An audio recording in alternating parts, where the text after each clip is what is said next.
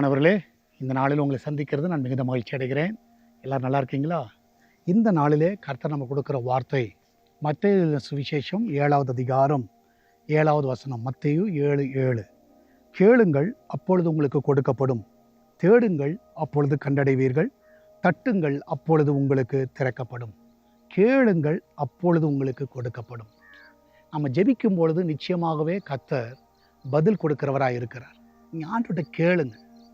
So நிறைய பேர் என்ன செய்கிறோன்னா, கேட்குறோன்னு சொல்லிட்டு ஆண்டவரை ஃபோர்ஸ் பண்ணிகிட்ருக்குறோம்.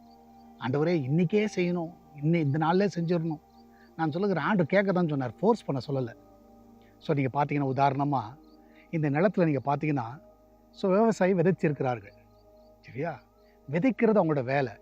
ஆனால் இப்போ காத்து இருக்கிறார்கள், என்றைக்கு அது வெளியே வரும். விதைத்த விதைகள் செடியாக வெளியே வந்து கன்னிகளாக வெளியே வரணும். ஸோ இந்த காத்து இருக்கிறது தான் ரொம்ப ரொம்ப முக்கியம்.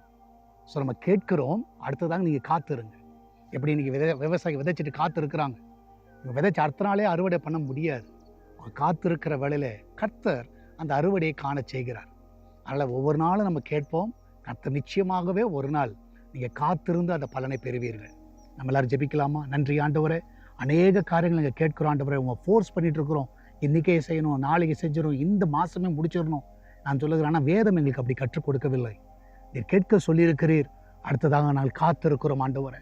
ஆண்டவரே, உங்களுக்கு எந்த டைமில் நீர் கொடுக்க சித்தமாக இருக்கிறீரோ அந்த டைமில் எங்களுக்கு நேர்த்தியாக எல்லாம் கொடுப்பீர் என்பதை நாங்கள் அறிந்திருக்கிறோம்.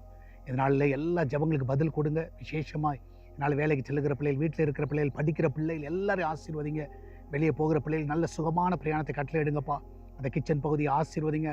அப்பத்தையும் தண்ணீர் எண்ணெயும் பாதுகாப்பாய் வைங்கப்பா. எல்லாம் நிறைவாய் நடத்துங்க. அந்த வீட்டில் ஒரு குறைவு இருக்கக்கூடாது ஆண்டவரே. இதனால் பர்த்டே வெட்டிங் ஆனிவர்சரி கொண்டாடுற எல்லா பிள்ளைகளும் ஆசீர்வதிங்க. அந்த பிள்ளைகள் என்னென்ன கேட்குறோம் எல்லாவற்றையும் கொடுக்க விடுமா செபிக்கிறேன். அன்றே திருச்சபை கட்டுகிற காரியத்துக்காக நாங்கள் கேட்டுக்கொண்டு இருக்கிறோம். ஏற்ற வேலையில் கற்று அதை பெற்றுக்கொள்ள எங்களுக்கு உதவி செய்யுங்கப்பா. எல்லா பிள்ளைகளையும் ஆசீர்வதித்து வழி நடத்துங்க, காத்துக்கொள்ளுங்க. இயேசுவின் நாமத்தில் ஜெபிக்கிறோம். ஆமேன், ஆமேன். பிரியமானவர்களே, கேட்டிருக்கிறீங்க. அடுத்தது நீங்கள் காத்திருங்கள். நிச்சயமாகவே எப்படி இந்த செடிகளெல்லாம் ஒரு நாள் வெளியே வருமோ, அதே போல் அந்த விதைத்த காரியங்கள் நிச்சயமாக ஒரு நாள் வெளியே வரும். அது நன்மையாக இருக்கும். God bless you.